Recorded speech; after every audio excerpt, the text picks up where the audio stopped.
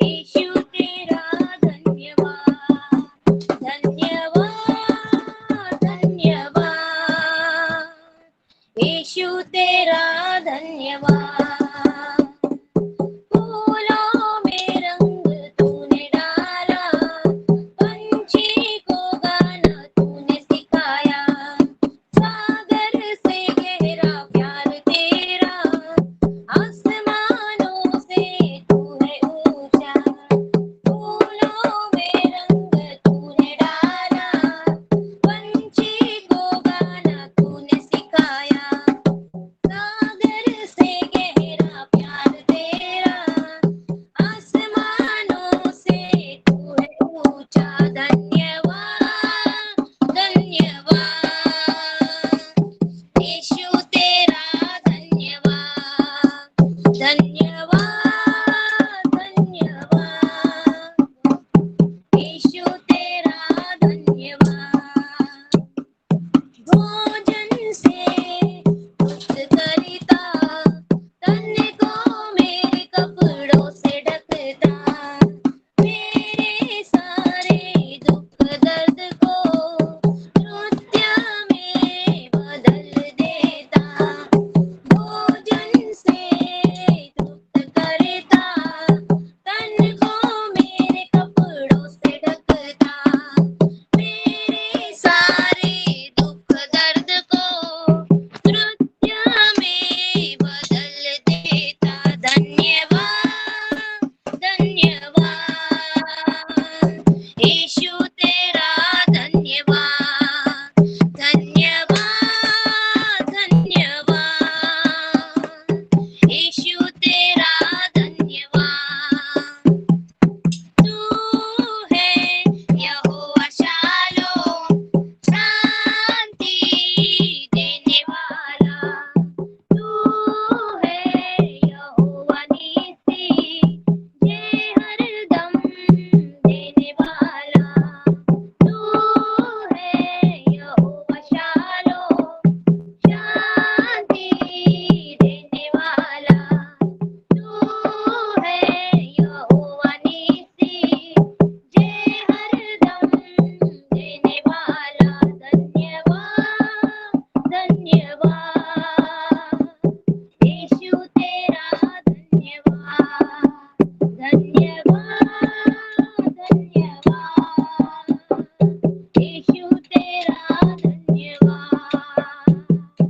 यीशु तेरी दया से मैं जीवन जीता हूँ, यीशु तेरी कृपा से मैं आगे बढ़ता हूँ, यीशु तेरी दया से मैं जीवन जीता हूँ, यीशु तेरी कृपा से मैं आगे बढ़ता हूँ।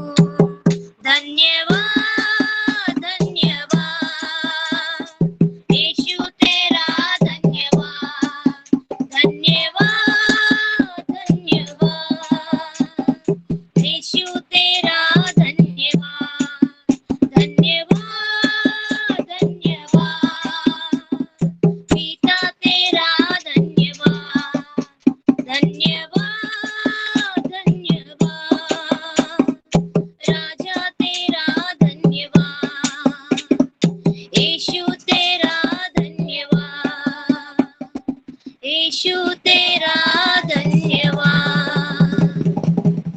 हालेलुया, धन्यवाद यीशु। Thank you Jesus, thank you Jesus, thank you Lord, thank you Lord, thank you Lord, thank you Lord. धन्यवाद, धन्यवाद, धन्यवाद, धन्यवाद, धन्यवाद। तू है यहोवा शालोम प्रभु, शांति देने वाला परमेश्वर पिता प्रभु, यहोवा निस्सी जय देने वाला पिता परमेश्वर। धन्यवाद करते यहोवा राफा, चंगाई देने वाला खुदावन पिता परमेश्वर। आपके नाम को धन्यवाद करते हैं प्रभु, धन्यवाद करते हैं, धन्यवाद करते हैं प्रभु। आज आपकी दया से प्रभु हम जी रहे, खा रहे, पी रहे पिता परमेश्वर। आज आपकी दया से प्रभु हम जिंदा है पिता परमेश्वर। आज आपकी दया से प्रभु हम एक साथ जुड़ पा रहे पिता परमेश्वर। हम धन्यवाद करते हैं पिता, आपको कितना धन्यवाद करें प्रभु। Thank you Jesus, thank you Lord. Hallelujah, hallelujah, hallelujah. एक छोटा सा आराधना का हम गीत गाएंगे, प्रभु को धन्यवाद करते हैं। Thank you Jesus. क्या दे सकता हूँ, क्या ला सकता हूँ, कहता तुझे बस शुक्रिया। क्या दे सकता हूँ, क्या ला सकता हूँ, कहता तुझे बस शुक्रिया।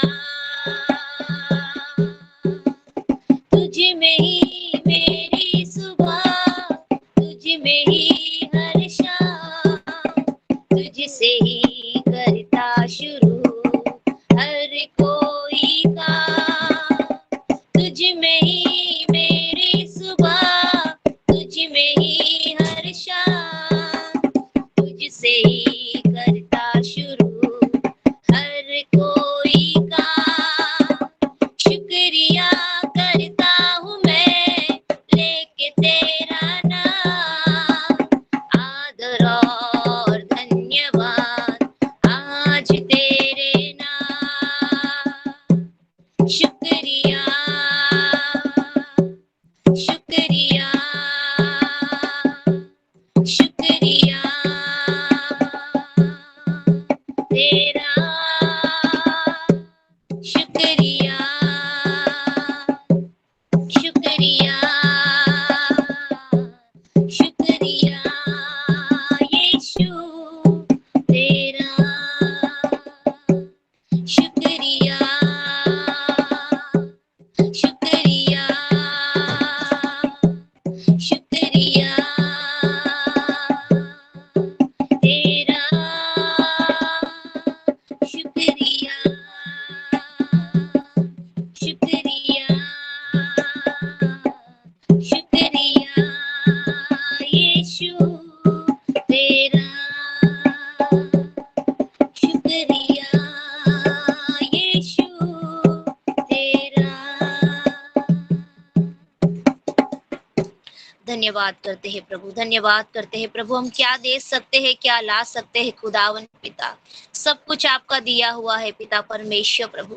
हम केवल प्रभु हमारे दिल से, हमारे शरीर, हमारे प्राण, हमारे आत्मा से खुदावन आपका धन्यवाद करते हैं पिता, आपको स्तुति करते हैं, आपको आदर करते हैं पिता परमेश्वर। धन्यवाद करते प्रभु, सारा गौरव, सारा मान, सारा महिमा प्रभु केवल और केवल आपको देते हैं पिता परमेश्वर। और हमारे दिल से प्रभु हम आपका शुक्रिया करते हैं खुदावन, धन्यवाद करते हैं प्रभु। आगे का समय राजा आपके हाथों में सौंपते हैं पिता परमेश्वर प्रभु। हमारी स्तुति, हमारी आराधना, हमारे गीतों को, हमारी भेंटों को प्रभु आपने ग्रहण किया खुदावन, हम धन्यवाद करते हैं पिता। जितने हमारे भाई बहन जुड़े हैं प्रभु सभी को आशीष कीजिए पिता।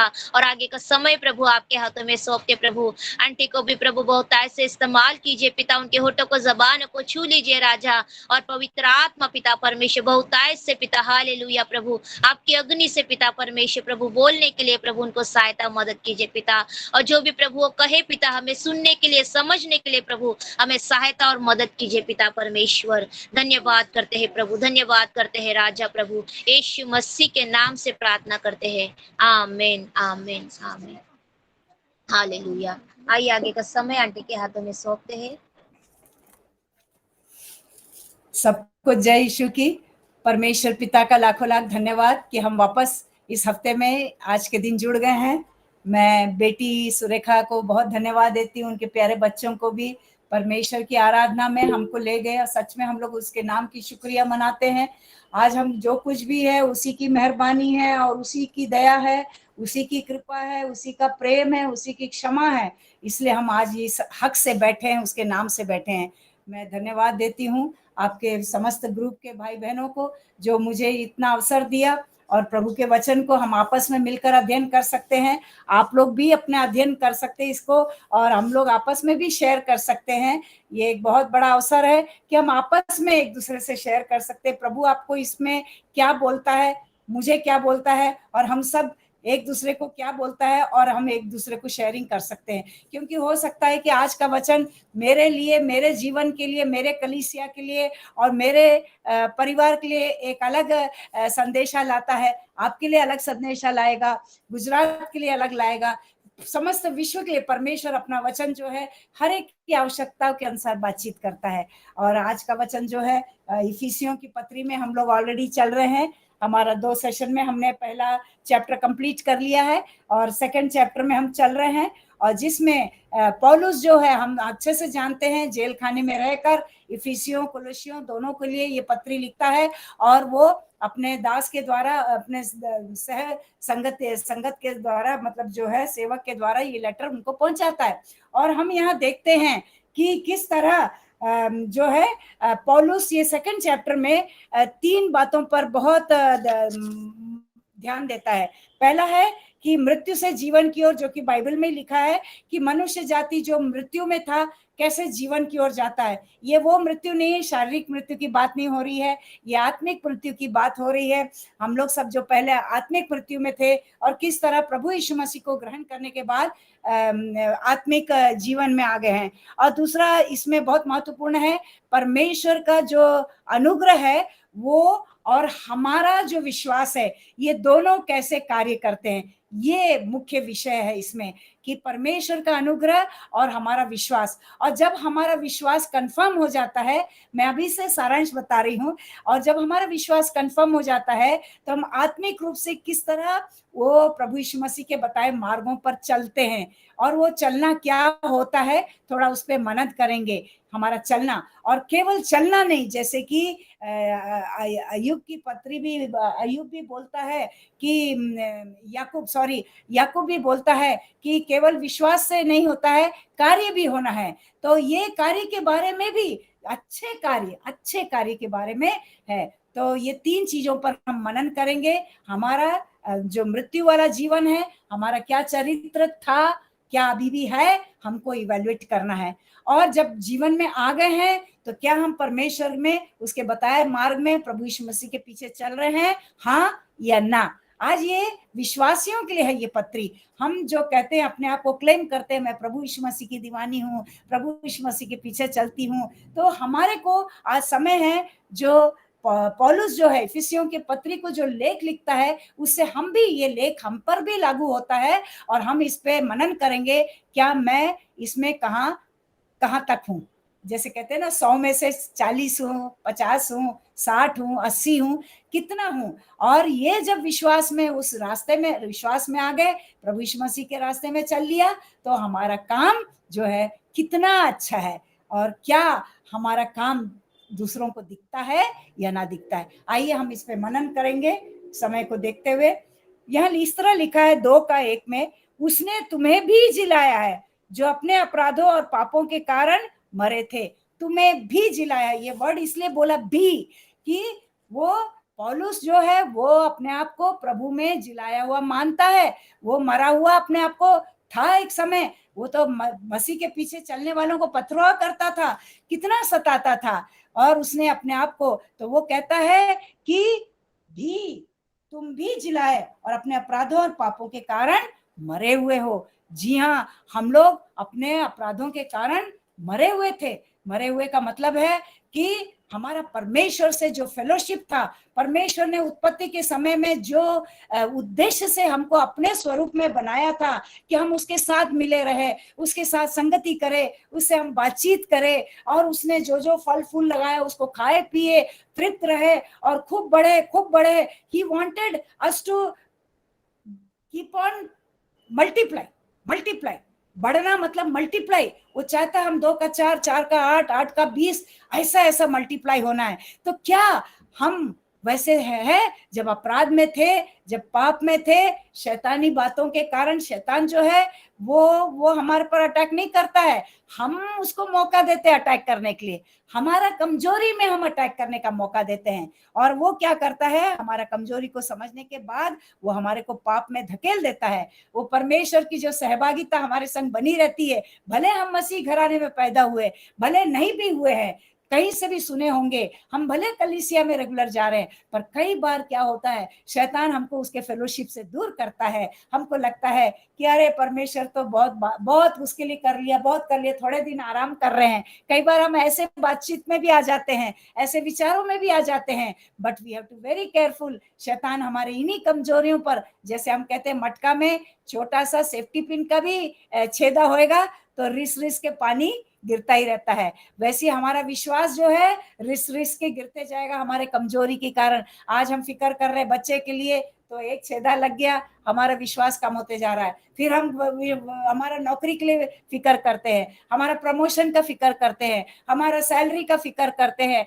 हमारे हर चीज का हमको प्रॉस्पेरिटी चाहिए, प्रॉस्पेरिटी चाहिए, हमको बढ़ते रहना। हम देखते हैं हम मसीह है, प्रभु का आशीष है, मेरा बच्चा भी बढ़े, मैं भी बढ़े, बड़े बड़े बड़े बड़े बड़े बड़े बड़े, हम सिर्फ बढ़ना मांगते हैं। पर हम पौलुस को देखें, पतरस को देखें, जितने प्रभु के चुने हुए दास दासियों को देखें, उन्होंने कितना कठिन जीवन जिया है, फिर भी वो आनंदित है। क्या हमारे वो मटका में, क्या ये आशा अभिलाषा रूपी, जो संसारिक अभी आशा अभिलाषा रूपी, ये सेफ्टी पिन रूपी जो झरने वाला मट्टी का बर्तन में छेदा तो नहीं कर रहे हम लोग? हम खुद जिम्मेदार तो नहीं बन रहे हैं, हमको भी पौलुस बनना है। हम वैसा संत नहीं बन पा रहे हैं, हम वैसे पवित्र नहीं बन पा रहे हैं, पर भी हमें कोशिश करते रहना है, क्योंकि प्रभु के लिए मरने का टाइम आ रहा है। मेरे भाइयों बहनों, क्लियर कट समझना है, अंतिम समय आ रहा है। हम सिर्फ ज्ञान और समझ से काम नहीं चलेगा, हमें बहुत प्रैक्टिकल होना है, और हमको ये समझना है कि वो समय आ रहा है, केवल मैं उठा ली न जाऊं। हर एक लोग ये शब्द अपने लिए बोल सकता है, केवल मैं नहीं उठा ली जाऊं, केवल मेरा परिवार ना उठा लिया जाए, केवल मेरी कलीसिया नहीं, समस्त विश्व को उठाना है। तो हमारे को काम करना पड़ेगा। हमारे अंदर जो पानी भरा है, आत्मिक जल भरा हुआ है, आत्मिक ज्ञान भरा हुआ है, आत्मिक वरदान भरे हुए हैं, आत्मिक फल भरा हुआ है, उन फलों को हमको दूसरों को चखाना पड़ेगा। हम अपने तक सीमित नहीं रख सकते हैं, हमें दूसरों को देना पड़ेगा। आज मैं आपको बोल रही हूं तो ये भी एक सीमित है, अपने लोगों को ही केवल नहीं बोलना है, हमको अन्यों के भी बीच में जाने का हिम्मत करना पड़ेगा। जैसे पौलुस ने करा और उसको मौत मिली, पतरस ने करा उसको मौत मिली, जितने प्रभु के लोगों ने करा मौत मिली। ऐसा नहीं है मौत ऐसी नहीं मिला, उनको भी वो मार्टियर्स कहलाए, और उनके मरने के कारण ही, जैसे प्रभु यीशु मसीह ने कहा, वो बीजा जब तक नहीं मरेगा जमीन के अंदर, वो नया फल को नहीं लाने देगा, नया पौधा नया फल आएगा। हमको कई चीजों में सैक्रिफाइस करना है, कई चीजों में हमको डेडिकेशन करना है। ये बोलने की बात नहीं है, प्रैक्टिकली करना है, प्रैक्टिकली करना है। आज बातचीत निकली तो मेरे को सुनने में आया कि हमारी बहन सुरेखा शायद कोई बीमार बच्चे से मिलने गई, उनके लिए प्रेयर करने गई। जी हाँ, ये एक छोटा सा काम है जो हमारे को छोटा दिख रहा है, परंतु न्याय के समय प्रभु कहेगा, तू मेरे लिए प्रार्थना करने गई थी, मेरे लिए फिक्र करके गई थी, अपना घर छोड़ के गई थी, अपने बच्चों को भी सब सारा सुख भूल के मेरे लिए प्रार्थना करने गई थी। आइए बहनों भाइयों, हम जो है हमारे सामने हॉस्पिटल रखे हैं, हमारे सामने कैद खाना रखे हैं, हमारे सामने कितने विधवा लोग रखे हैं, कितने बीमार लोग परिवार में, कलीसिया के लोग भी है, अड़ोस पड़ोस में नॉन बिलीवर्स लोग भी है। आइए हम आगे बढ़ के उनके घरों में जाएं, उनके लिए प्रार्थना करें। एक और संगी साथी को चुन लीजिए। प्रभु नहीं चाहता आप अकेले रहे, प्रभु चाहता है आपके हाथ में एक लाठी होना है, और वो लाठी तो आपका वचन है ही, उसके अलावा आपका एक साथी भी होना चाहिए। जैसे मोसेस के पास हारून एक साथी था, उसका लाठी भी था, सब कुछ था, और परमेश्वर के वचन को लेके आगे जाता था। प्यारे भाई और बहनों, मैं वचन के अनुरूप जाके मैं आपको मोटिवेट कर रही हूँ, मैं आपको इंस्पायर करना मांगती हूँ कि आप प्रभु में आगे बढ़िए, यहाँ तक सीमित मत रहिए। अभी समय है कि हम उठा लिए जाने से पहले कितनी आत्माओं के लिए आपने, जिनको आप नहीं भी जानते हैं, प्रार्थना करिए।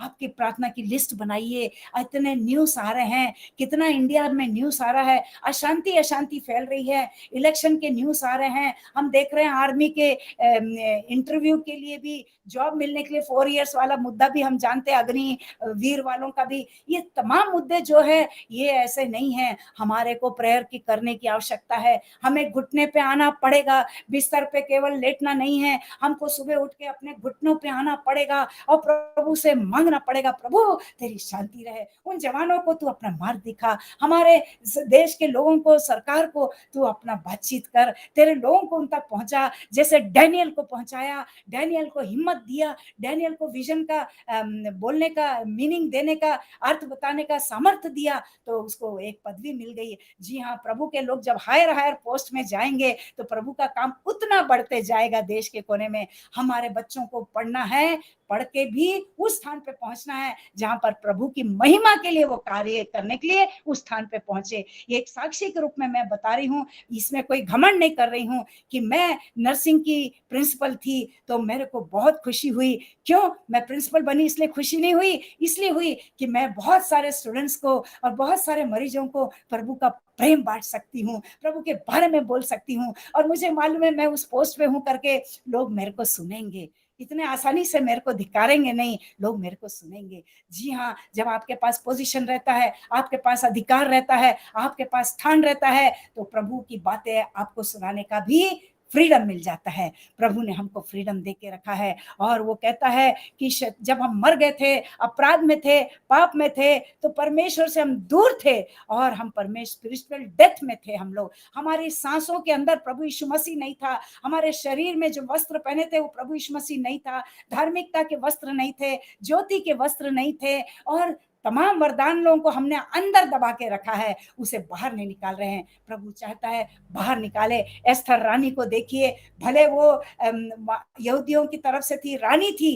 परंतु उसने उसका फायदा उठाया, और जहां उसको खबर मिली कि उसके लोगों को सताया जा रहा है, उसके लोगों को मारा जा रहा है, उसने फायदा उठाया, उसको दिया हुआ बुद्धि का उसने इस्तेमाल किया, और उसने राजा से मांगा कि वो मेरे लोगों को सता रहे। तब राजा को मालूम पड़ता, अच्छा ये भी यहूदी है, परंतु राजा क्योंकि वो रानी थी उसके लिए बोलता कौन सता रहा है, और राजा उसको मरवाना मांगता है। मेरे प्यारे भाइयों बहनों, पौलुस यही चाहता है कि हमारे में जब पवित्र आत्मा आ चुका है, प्रभु यीशु मसीह पर नाम पर हमने विश्वास कर लिया है, तो ये हमारे पर अधिकार मिला है, और वो चाहता हम जीवित बने रहें, हमारे वरदानों को हम जीवित रखें, हमारे को जो फल मिला है उसकी मिठास को देखिए। कोई भी फल जब बहुत ज्यादा पक जाता है ना, तो कई बार वो बांस भी मारने लगता है, और उसका उपयोग करना, सही टाइम पे उपयोग करना जरूरी है। जितने जवान लोग यहाँ बैठे हैं, मैं सबको एनकरेज करना मांगती हूँ, हमारा बुढ़ापा का इंतजार मत करिए कि अरे बहुत दिन है, बुढ़े होंगे तब प्रचार करेंगे। नहीं, जवानी में जो ताकत है, जवानी में जो सामर्थ है, जवानी में जो बल है, जवानी में जो बात करने की क्षमता है, जो बुद्धि है, वो तो बुढ़ापे में धीरे धीरे कम होती जाती है। मेरी बुद्धि कम होती जा रही है, मेरा सोच भी कम होते जा रहा है, मेरा मेमोरी भी कम होते जा रहा है, परंतु जवानों का नहीं होता है। भाई और बहनों जितने सुन रहे हैं, मैं आपसे कहती हूँ, आत्मा जो आपने पा चुका है, यीशु मसीह का नाम यदि आपने विश्वास किया है तो विश्वास कीजिए, आत्मा आपके अंदर आ चुकी है, और आप जीवित है, पवित्र आत्मा में जीवित है, स्पिरिचुअली जीवित है। इसलिए स्पिरिचुअल बातें आती है, स्पिरिचुअल एनकरेजमेंट लोगों को करना है। हम एक दूसरे को एनकरेज नहीं करेंगे तो कौन करेगा, हमारे लिए कौन बोलने आएगा। प्रभु यीशु मसीह ने स्वयं ने कहा है, जिन्होंने मुझे नहीं देखा फिर भी मेरे पे विश्वास करते हैं, वो जो भी अच्छा काम करेंगे वो पूरे चिन्हों को दिखाते जाएंगे। आप में इतना दम है, ब्रदर दिनाकरण को याद करते हैं जब बीमार होते हैं, फलाने ब्रदर को याद करते हैं, बहुत सारा मैसेज पढ़ के सबको बोलते प्रार्थना करते हैं। मैं सच कह रही हूँ, आपके अंदर वो ताकत है, आप प्रार्थना करिए, आप विश्वास में प्रार्थना करिए। प्रभु यीशु मसीह अकेले प्रार्थना करने से संगे नहीं हुए, इवन पौलुस ने भी, जिसने यीशु मसीह को नहीं देखा, उसने भी केवल प्रभु को सुना कि तू मुझे क्यों सताता है, वो उसके पीछे चला। उसकी छाया में भी इतना ताकत था कि बीमार चंगे होते थे। यदि पौलुस ये काम कर सकता है, उसके बाद 2000 वर्षों तक ये काम हो सकता है। बेनहीम ये काम आज कर रहा है, कितने विश्वासी इवेंजलिस्ट लोग आज भी ये काम कर रहे हैं, तो आप और हम क्यों नहीं कर सकते हैं। प्रभु ने हमको ताकत दिया है, और पौलुस वही ताकत को याद दिलाते हुए कहता है कि हम ईविल नेचर में ना रहे। यदि दूसरा वर्ष को हम पढ़ेंगे तो वहां लिखा हुआ है, जिसमें तुम पहले इस संसार की रीति और आकाश के अधिकार के हाकिम उस आत्मा के अनुसार चलते थे, जो आज्ञा ना मानने वालों के कार्य करते थे। जी हाँ, प्रभु यीशु मसीह ने भी जो है वचन के अंदर बोल के रखा है कि वो शैतान स्वर्ग, वो राजकुमार के समान है, राजकुमार के समान है। तो इसीलिए हमको उस राजकुमार को अपने दिल में नहीं लाना है, हमको उस राजकुमार को, उस प्रभु के जन को हमारे दिल में लाना है जिसने हमारा उद्धार किया। शैतान ने हमारा उद्धार नहीं किया। शैतान हमें सिर्फ लालसा देता है, शैतान हमें सिर्फ हायर हायर पोस्ट दिखाता है, शैतान हमें बड़े बड़े ज्योति और आकर्षण दिखाता है। वो हमारा गुरु नहीं हो सकता है। आइए हम स्ट्रांग रहिए, इन बातों को समझे, क्योंकि समय कम है। वो कल शाम को आ सकता है, कल सुबह आ सकता है, क्या क्या नहीं हो रहा है। आप खुद जान रहे, बिहार में सब ये इशू के कारण कितने ट्रेनें चला गए, कितने लोग अनजाने में मौत में चले गए। आप प्रभु को धन्यवाद दीजिए, आप अभी भी जीवित है। इसका मतलब परमेश्वर आपसे चाहता है कि आत्मा में जीवित होकर आप वो सब काम करें जो पौलुस और पतरस और यूहन्ना और याकूब और सब ने किया है। क्या हम तैयार हैं?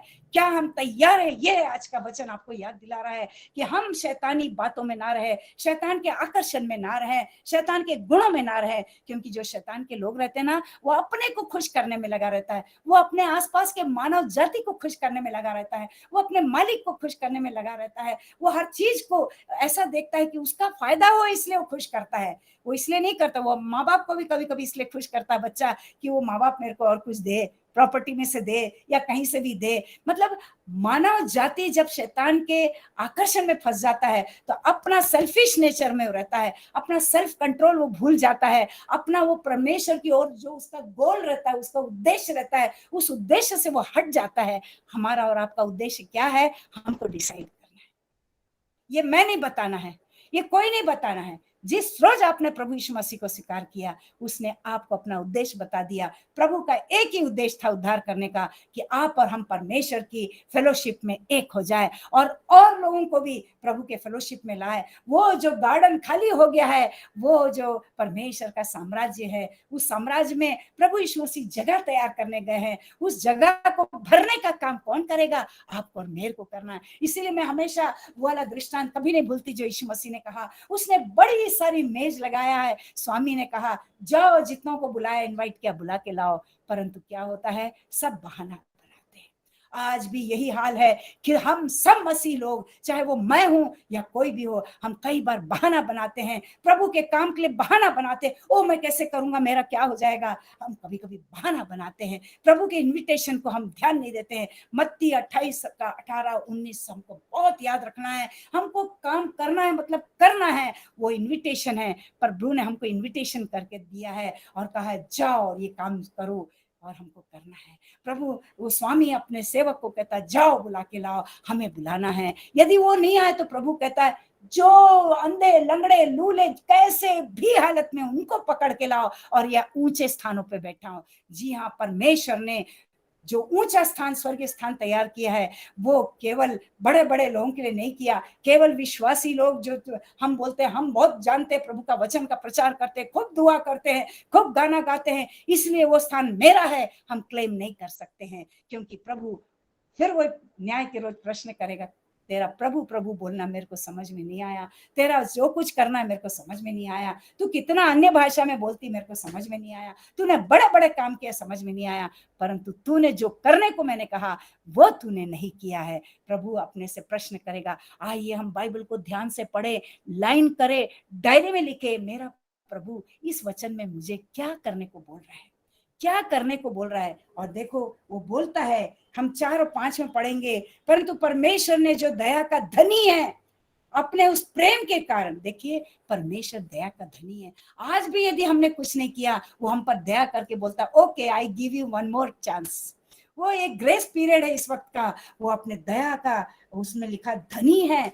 धनी क्यों बोला है? क्योंकि वो एक विश्वासी को नहीं, करोड़ों अरबों तादाद के विश्वासियों को वो दया दिखाता है। वो केवल इंडिया को नहीं दिखाता है, वो केवल गुजरात को नहीं दिखाता है, वो तो पूरे विश्व के कोने कोने में, चाहे यूक्रेन हो, चाहे रशिया हो, चाहे पाकिस्तान हो, चाहे चाइना हो, दुनिया के कोने में जहां प्रभु के लोग हैं, आइए हम लोग भी हमारे प्रभु के समान, वो जब सूरज बरसाता है, बारिश बरसाता है, हवा देता है, वो किसी को नहीं देखता है, वो एक ही बात देखता है, ये सारे मानव जाति को मैं दे रहा हूं, ये सब के लिए मेरे घर में जगह है।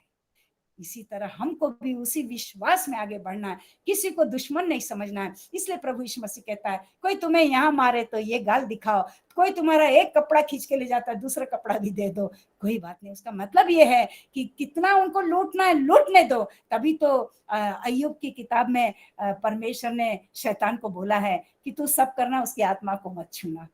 परमेश्वर जानता है कि आत्मा को कोई नष्ट नहीं कर सकता है, फिर भी वो शैतान को कॉन्शियस करता है।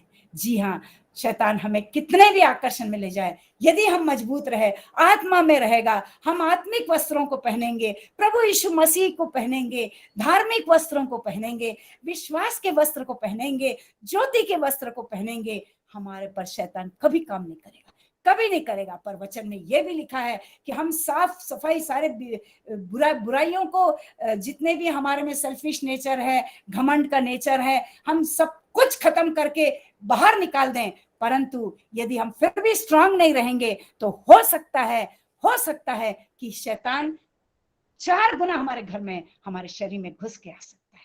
इसलिए मेरे भाइयों और बहनों, इफिसियों में पौलुस जो है बहुत ताकत से ये बात केवल पत्र लिख के हमको बता रहा है। सोचो, वो जेल खाने में रहकर हमारी फिक्र कर रहा है, जेल खाने में रहकर हमारी फिक्र कर रहा है। तो हम और आप जो स्वतंत्र है, हमें क्या करना, हमें डिसाइड करना है। मैंने कई बार देखा है व्हाट्सएप के अंदर जो खास बात हमको एक दूसरे से शेयर करना है, हम वो शेयर करने के बजाय, हम प्रार्थना को शेयर करने के बजाय, वचन को समझाने के शेयर करने के बजाय, हम ऐसी ऐसी बातों को शेयर करते हैं जो सिर्फ ऐसा लगता है कि समय को, वो व्हाट्सएप में हमारा नाम है इसलिए करना है। नहीं, यदि आप प्रभु की आत्मा में हैं, आप जितने लोग वहां बैठे हैं, आप उनके लिए प्रार्थना कीजिए। जो आपको प्रेयर रिक्वेस्ट आता है, नाम ले लेके प्रार्थना कीजिए। आप देखिए प्रभु अपना काम करेगा, आपके अपने लोग अपना काम करेंगे, वे भी सीखकर औरों के संग करेंगे।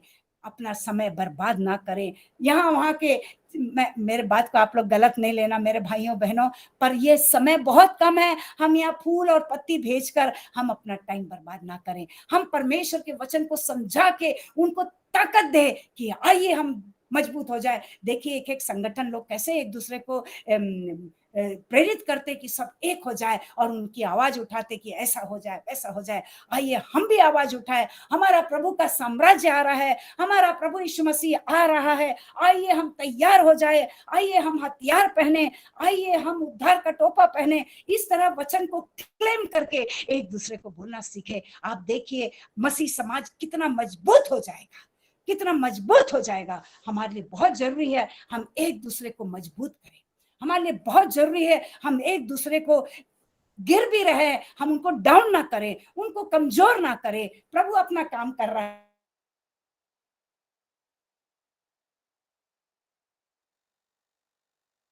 वो बोझ देख लूंगा। हमारे लोग कई बार तकलीफ में हो जाते हैं। हमको बहुत स्ट्रांग रहना है, प्रभु में आगे बढ़ना है और एक दूसरे को आगे ले जाना है। हम यहाँ देखते हैं परमेश्वर की दया, परमेश्वर का प्रेम, और अपराधों के कारण मरे थे, अनुग्रह से तुम्हारा उद्धार। 3 चीज याद रखिए, परमेश्वर का प्रेम, परमेश्वर की दया और परमेश्वर का अनुग्रह। पौलुस जो है, पहला चीज था कि हम आत्मा में जीवित हो जाए। यदि है तो हमको याद रखना है कि परमेश्वर हमसे प्रेम करता है, परमेश्वर हम पर दया करता है, परमेश्वर हम पर अनुग्रह करता है। किस बात का अनुग्रह, हमको ये बात समझना बहुत जरूरी है। किस बात का प्रेम करता है? वो प्रेम करता है कि हम कोई नाश ना हो। वो दया करता है कि हम सब प्रभु यीशु मसीह को पहचाने और उसके नाम पर विश्वास करें, क्योंकि उसके नाम पर विश्वास करने वाले का उद्धार होता है। और ये उसकी अनुग्रह है कि हम इन बातों को समझ सकते हैं। पवित्र आत्मा के द्वारा वो हमारे में ये चीज डालता है कि तुम विश्वास करो, उद्धार पाओ, आगे बढ़ो, औरों को भी लेके आओ। ये प्रभु हमें सिखा रहा है। ये है उसकी दया कि हमारा इस्तेमाल कर रहा है, हमको पौलुस की तरह गुण दे रहा है, हमको यीशु मसीह की तरह। यीशु मसीह ने स्वयं कहा है, ये मेरे चुने हुए लोग हैं, ये मेरे से भी बढ़ के काम करेंगे। आज आप बोलिए रेखा, आप बोलिए प्रभु यीशु मसीह ने कहा मैं उससे भी बढ़ के काम करूंगी। आपको प्रभु इतनी ताकत देगा कि यीशु मसीह से भी बढ़ के काम करेंगे। ये यीशु मसीह को छोटा करने वाला बात नहीं, यीशु मसीह ने ताकत दिया है, क्योंकि वो चाहता है विश्व के कोने कोने तक का कौन काम करेगा। पौलुस सब नहीं बन सके, उसी तरह रेखा का सब नहीं बनेंगे, माया कोई नहीं बनेगा, लीला बहन कोई नहीं बनेगी, विक्टोरिया कोई नहीं बनेगा, अभिषेक बेटा कोई नहीं बन सकता है, नैनान सर कोई नहीं बन सकते। जितने प्रभु के लोग यहाँ ज्वाइन हुए हैं, मैं एक एक को मैं आशीष देती हूँ और आज मैं आपको एनकरेज करती हूँ। प्रभु यीशु मसीह ने हमको ताकत देकर रखा है, तुम बड़े से बड़ा काम करोगे और बड़े बड़े चिन्ह तुम्हारे पीछे होंगे। आप करके तो देखिए, आप कोई भी बीमार को जाके प्रार्थना करिए। जी हाँ, आज मैं इतनी बात इसलिए कह रही हूँ कि मुझे अवसर मिलता है, मैं बीमारों के पास जाती हूँ, मैं प्रभु के नाम से क्लेम करती हूँ, प्रभु को मैं धन्यवाद देती हूँ। प्रभु हमारे को हिम्मत देता है, प्रभु हमको आशीष देता है। कोई चंगा हो या ना हो, आप तो करिए अपना काम, आप करिए, आप मत देखिए रिजल्ट, मत देखिए, वो अपना काम करेगा। उसको मालूम है 2 दिन में अच्छा करना है कि 10 दिन में करना है कि 20 दिन में करना है। आपको जब अवसर मिलता है, प्रभु के लोगों से जाके मिलिए, जो अनजान लोग हैं उनके लिए भी प्रार्थना करिए, उनके लिए भी करिए। पेशेंट सब मरीज जो है, कोई भी सब विश्वासी लोग नहीं रहते हैं। हमारा ड्यूटी बनता है। हम कौन से विश्वासी थे, हम भी एक जमाने में अविश्वासी थे, पर प्रभु के किसी जन ने आके हमें विश्वास में लाया, और दूसरों को प्रभु में लाने का कौन काम करेगा? आप और मैं। ये पौलुस बताता है। इसलिए पौलुस कहता है कि संसार के राजकुमार के बारे में जो यीशु मसीह ने कहा, हम उसका पीछा करना छोड़ दे, उसके बताए हुए अभिलाषाओं के पीछे जाना छोड़ दे, और हम जो है अपने पड़ोसी को, अपने मित्र को, अपने रास्ते में चलने वाले लोगों को, और जितने लोग हैं हमारे कार्यस्थल के लोगों को हम दिखाए, ताकत से दिखाए प्रभु यीशु मसीह। ये देखो मेरे फेस पे चमक रहा है, मैंने यीशु को पहन के रखा है, मैं और कोई नाम नहीं जानती हूँ। मैं आपको आशीर्वाद देती हूँ, मैं आपके लिए प्रार्थना करती हूँ। डंके की चोट पे बोलिए, आपको कोई समस्या है, हम प्रार्थना करेंगे, पर यीशु मसीह के नाम से करेंगे। क्या करेंगे? ज्यादा से ज्यादा आपके दुश्मन हो जाएंगे, आपसे बात करना छोड़ देंगे, जाने दो, प्रभु अपना मार्ग दिखाएगा। प्रभु कहता तुमको जो काम करना करो, बाकी का मैं सब देखूंगा। यही तो बोझ प्रभु ने हमको दिया है, और यही बोलता मेरा जुआ तुम कंधे पे उठाओ। एक जुआ को देखो, क्रॉस जैसे रहता है और ऐसा लंबा लकड़ी रहता है, एक तरफ यीशु मसीह है, एक तरफ हम लोग है। यदि हम उस जुए को उठाएंगे, वो जुआ हल्का हो जाएगा। यीशु मसीह तो सारा वजन उठा के रखा है। भटक जाते हैं और अपना उद्देश्य भूल जाते हैं। हम सारे मसीहों का एक ही उद्देश्य है, प्रभु यीशु मसीह का प्रचार करना है और लोगों को प्रभु में लाना है। और हम लोगों को जो है, हर एक जो गलत बातें हमारे पर बोली जाती है, उनको पकड़ के नहीं बैठे, एक दूसरे को छोटा ना करे, एक दूसरे के बारे में गलत ना बोले। प्रभु सब देख लेगा, हम सबको क्षमा करें। दोनों तरफ हमको देखना है, हम ये ना करें और ये करें। क्या हम क्षमा करने के लिए तैयार है? क्या हम प्रभु की बातें बोलने के लिए तैयार है? क्या हम घमंड तो नहीं कर रहे हैं? प्रभु वचन में क्लियर कट लिखा, नीति वचन में तो कितना सुंदर लिखा है, 7 चीजों से घृणा करता, सबसे ऊपर है घृणा, घमंड है। इसलिए प्रभु जो ऐसा डॉक्टर है, ऐसा महान राजा है, वो डॉक्टर है जो सारे हमारी गंदगी को, बीमारी को, जो घमंड रूपी बीमारी है, जो जलन रखने वाली बीमारी है, जो एक दूसरे को छोटा करने वाली बीमारी है, जो डर की बीमारी है, सबको काट के फेंकता है और हमको नया बनाता है, रिबिल्ड करता है, रीयूनाइट करता है और हमको रिव्यू करता है और बोलता है वापस आ जाओ, मैं तुम्हारे साथ। वो पिता है जो उड़ाऊ पुत्र को इंतजार करता रहता है। उसको मालूम है मेरा बेटा मेरे पास ही आएगा, उसको मालूम है। जी हाँ, आप और हम कई बार हम उड़ाऊ पुत्र जैसे बिहेवियर करते हैं, पर हमारा पिताजी हमारा इंतजार कर रहा है। पौलुस कहता है आइए हम प्रभु में मजबूत हो जाए। ये संसार हमें जो है, भले संसार के लोग जीवित है, कई बार हम बोलते हैं सेठ लोग कितने अमीर हो गए, फलाने कितने अमीर हो गए हैं। जी हाँ, वो रहेंगे क्योंकि वो संसारिक है। शैतान अपना ताकत दिखा के हम सबको जला रहा है और बोल रहा है देखो देखो देखो देखो देखो देखो कितने ऊपर है। नहीं, प्रभु का जब न्याय होएगा आप आगे रहेंगे। इसलिए वचन में यीशु मसीह स्वयं कहता है जो पीछे है वो आगे हो जाएंगे। हम जो प्रभु के लोग इस संसार में पीछे होंगे, शायद हमारे पर लोग मजाक उड़ाते होंगे, प्रभु प्रभु करते हैं और कितने तकलीफ में गुजर रहे हैं। कोई बात नहीं, प्रभु हमें आगे करेगा, प्रभु हमें ऊंचे स्थान पे ले जाएगा। हमारे घरों में बहुत समस्याएं हैं, हमारे रिश्तेदारों में बहुत समस्याएं हैं, हमारे कलीसियाओं में बहुत समस्याएं हैं, हमारे पड़ोसियों का बहुत समस्या है, विश्व में बहुत समस्या है, भारत में बहुत समस्या है। परंतु क्या हम उस समस्या को लेके रोके बैठे रहेंगे? नहीं, घुटनों पे आइए, प्रभु को बोलना प्रभु ये तमाम बोझ मैं आपको दे रही हूँ, प्लीज मेरे देश को चंगा करिए, क्योंकि वचन में लिखा है कि अब्राहम के समय लिखा है कि धर्मी जन के प्रार्थना से पूरा देश चंगा हो जाएगा। आपके और मेरे प्रार्थना से, और जितने विश्वासी लोग हैं, हम यदि सही दिल से प्रार्थना करेंगे, हमारा भारत देश चंगा हो जाएगा। भारत देश में जितना विभाजन हो रहा है, जितना अशांति फैल रही है, सब अच्छा होगा। विश्वास करिए, आप जरूर करिए। प्रभु यीशु मसीह आने के पहले, जो अभी सिर्फ मुश्किल से 10% क्रिश्चियन भी नहीं है, देखना तमाम भारत के लोग प्रभु के पीछे जाएंगे। हालेलुया, एक बहुत बड़ी बात है। हम सबको टारगेट लेना है। आपके पास उज्जैन का गुजरात का शहर है, मेरे पास पूरा मध्य प्रदेश है, शायद कहीं और भी भाई बहन यहाँ बैठे होंगे, मुझे नहीं मालूम, दिख नहीं रहे कोई। सब लोग अलग अलग राज्य में, जैसे प्रभु जी ने योना नबी को निनवे का राज देके रखा था, निनवे के लिए योना ने मना कर दिया, क्योंकि उसको मालूम था प्रभु सबको क्षमा कर देगा।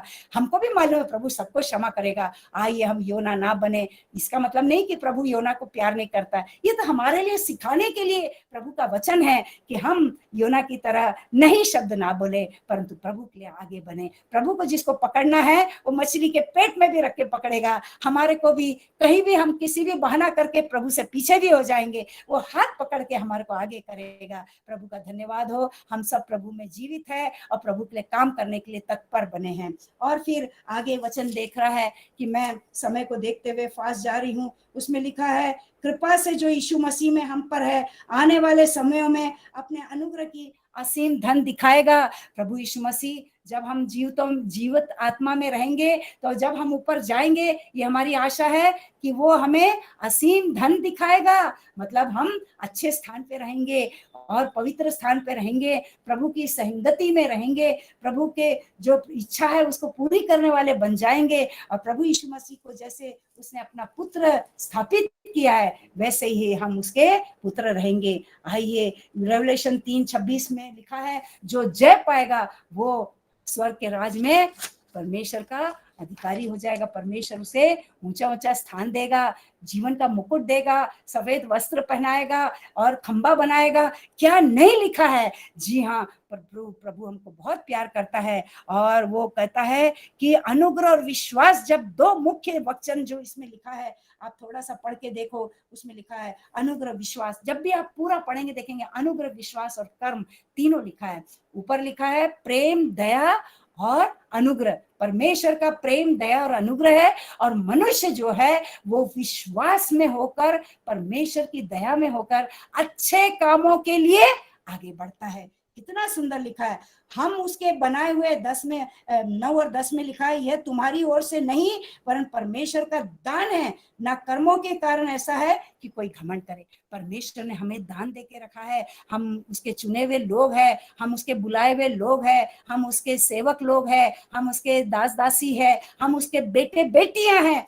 जो स्थान प्रभु यीशु मसीह को मिला, वो स्थान उसने हमको दिया। प्रभु यीशु मसीह ने फिलिपियों 2 में क्लियर कट लिखा है, वो सेवक बना और इतना नीचे तक गया, उसने कोई घमंड नहीं किया। इसलिए आइए हम घमंड ना करें। यीशु मसीह दास बन गया, यीशु मसीह ने प्रभु का कहना माना। वो चाहता था ये कटोरा मुझसे हट जाए, वो बहुत दिल से चाहता था कि फिर भी प्रभु की इच्छा, तेरी इच्छा पूरी हो, पिता की इच्छा पूरी हो। हम भी दिल से कई अच्छी बातें चाहते, मेरे बेटी बहुत ऊंचे स्थान पे जाए, मेरा परिवार हमेशा सुखी रहे, मेरा बच्चा ऊंचा रहे, मेरी कलीसिया सबसे बेस्ट रहे। आज भी कलीसिया के कई लोग बोलते हैं मेरी कलीसिया पवित्र कलीसिया, बाकी सब ऐसी है।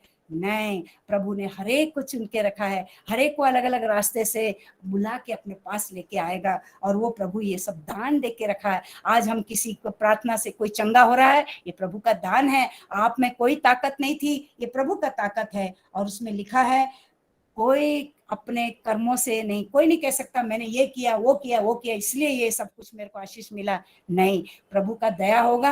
आप बड़ा बड़ा काम भी करेंगे तो भी गरीब ही रहेंगे, क्योंकि प्रभु का इच्छा है कि आप वो उसमें रहकर ही आप प्रभु की सेवकाई करें। प्रभु का नाम ऊंचा करें। प्रभु की महिमा के लिए हमारे को गरीब बनना पड़ेगा, क्योंकि प्रभु यीशु मसीह क्रूस पर चढ़कर गरीब बना कि हम सब अमीर हो जाए। प्रभु यीशु मसीह हमारे लिए पूरा लहू बहाया, लहू के अंदर पूरा ऑक्सीजन है, लहू के अंदर पूरा WBC है। हम मेडिकल वाले, इसलिए मैं वो लैंग्वेज बता रही हूँ। प्रभु यीशु मसीह ने हमारे लिए अपने ब्लड के अंदर का सारा WBC बहा दिया, सारा जो इम्यूनिटी पावर को बहा दिया कि हमारा इम्यूनिटी पावर बढ़े, हमारा RBC बढ़े, हमारा ऑक्सीजन लेवल बढ़े। क्योंकि ब्लड के अंदर जब ऑक्सीजन जाता है वो सारे बॉडी को सर्कुलेट होता है। जी हाँ, प्रभु यीशु मसीह का लहू को जब हम प्रभु भोज के समय पीते हैं, हमारा पूरा शरीर उसके पवित्र पवित्र समझ से भर जाता है। हालेलुया। प्रभु भोज एक बहुत भयंकर बड़ा ताकत देने वाला ऐसा एक संस्कार है जो प्रभु ने हमें दिया है। आइए हम प्रभु में मजबूत हो जाए। उसके लहू से हम नहाए हुए लोग हैं, लहू के बाड़े में घिरे हुए लोग हैं। हमारे को उसने अपना सब कुछ दे के रखा है। लहू मतलब जीवन, उसने अपना जीवन हमें दे के रखा। आइए हम इस जीवन को औरों को बांटे, अपने तक सीमित ना रखे, प्रभु में मजबूत हो जाए, प्रभु में लोगों को आगे लाए और भले भले काम करे। देखिए, प्रभु में जो लोग चलते हैं वो नए जीवन में चलता है। और रोमियो के 6 और 4 में लिखा है वो आत्मा में चलता है। गलातियों 5 और 16 में लिखा हुआ है। और अब देखा है कि वो कॉन्स्टेंटली निरंतर चलता है। इफिसियों की पत्री अभी आगे पढ़ेंगे, वो प्रभु में चलने की बात लिखा है। 4 में लिखा हुआ है कि वो निरंतर चलता है। प्रभु में चलने वाला आत्मा में चलता है, निरंतर चलता है। ऐसा नहीं कि 10 दिन प्रभु का काम किया और 6 दिन आराम करने के लिए सो गया, बहुत कर लिया, जा तो बेटे अब तू कर। नहीं, हम जब तक जीवित है प्रभु के काम में हमें कभी पीछे नहीं होना चाहिए। और जो प्रभु में चलता है वो हमेशा प्यार में चलता है। वो कभी किसी से नफरत नहीं करता है, किसी को गाली नहीं बकता है, किसी को वो कर्स नहीं करता है। प्रभु हमारे को हमेशा आगे ले जाता है। आइए हम प्रभु में आगे बढ़े और जो विश्वास में चलने वाले लोग सच्चाई में आगे बढ़ते हैं। कितना भी शैतान हमारे को बड़े पोस्ट के लिए झूठ बोलने के लिए प्रेरित करता है, पर हम प्रभु के लोग कभी झूठ नहीं बोलेंगे, हमेशा सत्य बोलेंगे। और इसीलिए ऐसे लोग हमेशा अच्छा काम करते हैं। इसीलिए जब हम देखते हैं मत्ती 5:15 में, तो प्रभु यीशु मसीह कहती तुम्हारा ज्योति जो है दूसरों पर चमके। मतलब जितने ज्योति में जो रहता है, अच्छा अच्छा काम करता है, सच्चा सच्चा काम करता है, ईमानदारी का काम करता है, ज्योति में चलने वाला लोग कभी पापी नहीं रहते हैं, कभी एक दूसरे को गाली नहीं बकते हैं, हमेशा पवित्र रहते हैं। इसलिए ये जो हमारा अच्छा कार्य है वो ज्योति के कार्य है, ज्योति के फल है। और इसके बारे में कभी पढ़ने जाए तो बहुत सुंदर है, आप लोग भी ढूंढिए। ज्योति के फल बहुत सुंदर है। प्रभु चाहता है प्रभु के लोग ज्योति का अच्छा अच्छा फल दूसरों को देते जाए। और टाइटस में लिखा हुआ है कि हम ऐसे कार्य करें जो प्रभु को आनंदित करता है। प्रभु हम परमेश्वर पिता आनंदित होता है। जैसे प्रभु यीशु मसीह ने उनका कहना माना, क्रूस पे चढ़ा, परमेश्वर आनंदित हो गया, क्योंकि अब बहुत सारे लोग विश्वास करेंगे। अब बहुत सारे, भले आदम अकेला हवा के संग चला गया, पर करोड़ों लोग उसके पीछे पीछे स्वर्ग में आएंगे। प्रभु जो है चाहता है हम विश्वास में उसके अच्छे अच्छे कार्य करें। जैसे दौरकस का आपने सुना होगा प्रेरितों के काम में, जो कि 9 में है, दौरकस का डेथ होता है, तो सारे स्त्रियां बोलती बहुत अच्छा काम करती थी, सबके लिए वस्त्र सिलती थी, कितना उसके लिए बोलते थे। ऐसे आइए हम सब महिलाएं जो हैं दौरकस की तरह बने, रूथ की तरह बने, हम एस्थर की तरह बने। ये केवल बाइबल स्टडी नहीं करना है, हमको प्रैक्टिकली जीवित होकर अपने समझ और बुद्धि और कॉन्शियस में होकर प्रभु के लिए ये कैरेक्टर को अपनाना पड़ेगा। प्रभु आपके साथ रहे, प्रभु मेरे साथ रहे, और हमारे को हिम्मत दे कि हम प्रभु के लिए ऐसे ऐसे कार्य करें जो प्रभु की महिमा के लिए उचित है। और इसीलिए हम उसके बनाए हुए हैं और यीशु मसीह में उन भले कामों के लिए सृजे गए हैं। उसने आदि काल से हमको सृजन करके रखा है और आज हमारे पास वक्त आया है, ग्रेस पीरियड आया है। आइए, जब हमने विश्वास किया है, अच्छे अच्छे कार्य करें जिससे औरों का भला हो। जो मैंने आपसे रिक्वेस्ट किया था, यदि कोई विधवा है, यदि कोई बीमार है, अस्पतालों में 2-3 लोग जाइए और आप उनसे बातचीत करिए, बहुत आपको अच्छा लगेगा। आप हफ्ते में 1 बार जाइए, महीने में 1 बार जाइए, कैद खाने में जाइए और लेडी सुपरिटेंडेंट से बोलिए हम आते हैं, कुछ अच्छी अच्छी कहानियां बताएंगे महिलाओं के बीच में, हमें मौका दीजिए। हमको भी थोड़ा चालाक होना है, कैसे कैसे बात करना है। सीधा हमको नहीं बोलना हम रिलीजन बदलने आए आए हैं या हम उनका कन्वर्ट करने आए हैं, मतलब गुड वर्क्स, हम अच्छे काम कर सकते हैं। उन लोगों के लिए कुछ पेटीकोट ले गए, कुछ ऐसे ले गए, ये सब मैं इसलिए बोल रही क्योंकि हम लोग कर चुके हैं और हम करते रहते हैं, तो हम आपको एनकरेज कर रहे हैं प्रभु में अच्छे कार्यों को करने के लिए। प्रभु ने, पौलुस ने अपने पत्री के द्वारा उन विश्वासियों को जो प्रभु में आ गए थे पर यहूदी लोगों के कारण वो थोड़े पीछे हो गए थे, यहूदी लोग उनको डिस्करेज कर रहे थे, तो पौलुस ये बातें बोल बोल के उनको एनकरेज करता है और उनको आगे बढ़ाता है। आइए हम एक दूसरे को आगे बढ़ाएं, एक दूसरे को ताकत दे और एक दूसरे के लिए आशीष का कारण बने। God B with you. Thank you for this opportunity. I am really blessed. God bless you all children. God bless you all. Pastor साहब को और पूरी कलीसिया को मैं धन्यवाद देती हूँ। आमीन।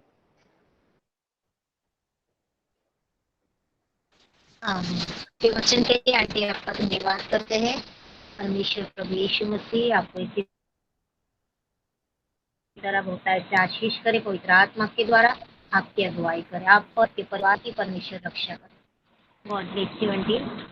और हम पास्टर बीरो से निवेदन रहेंगे कि आखिर की प्रार्थना करें और आशीष वचन हमारे बीच में बांटे।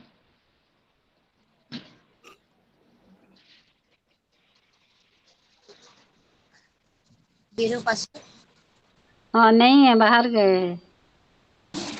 ओके सिस्टर, तो नील पास्टर से हम निवेदन करेंगे कि आखिर की प्रार्थना करके आशीष वचन बांटे।